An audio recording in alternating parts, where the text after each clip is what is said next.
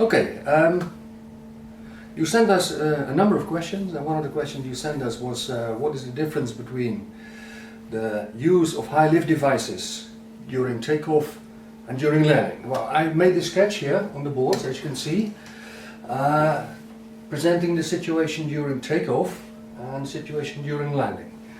And if you look at these, the biggest difference is what you see here is, for instance, that in most cases during takeoff we do not use the slats.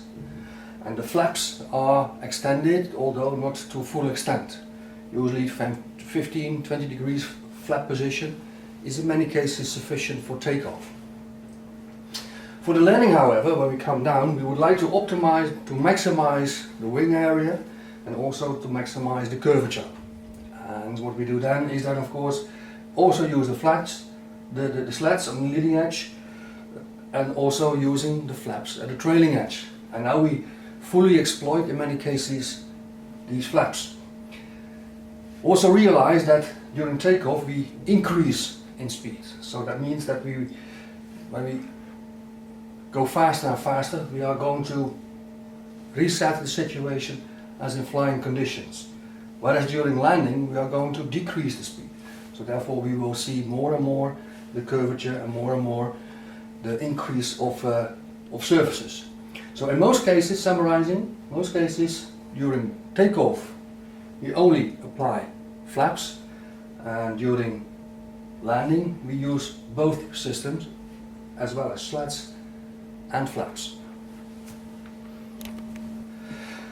Another question we got from you was how to calculate the hoop stresses for a cylinder, for a fuselage with a square cross section. Well, we derived in the course itself, we derived it for a circular one. So I will start again with a circular cross section. And that's what you can see here. Part of a cylinder, part of a tube, and we do have hoop stresses and we do have longitudinal stresses. If I look at the cross section itself and make a scission, if I cut them into half, I get this situation. Yeah, so I have here half the circle, and what I'm looking for, if I look for the hoop stresses, I'm looking for these types of forces. These two stresses, these two forces. Those are the hoop stresses, the hoop forces. I can find that just by integrating over the surface all the pressure differences. And I need there the vertical components, of course, to have these two stresses. In similarity, we do like here, also for a square cross section. Same picture, vertical stresses, horizontal stresses, cut them into half, and then we get this picture. And again, we just need to have the integration now again over this surface, but it's much easier here to do that than in that case. But in both cases you can quite easily obtain your hoop stresses.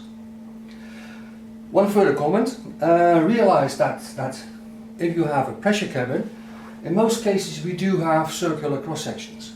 You never see pressure cabins with square cross sections.